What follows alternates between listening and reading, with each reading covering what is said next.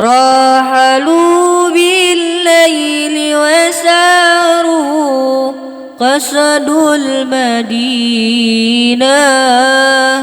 لزيارة طه شفيعا للمذنبين. دخلوا المدينة وصلوا أمام الحضرة،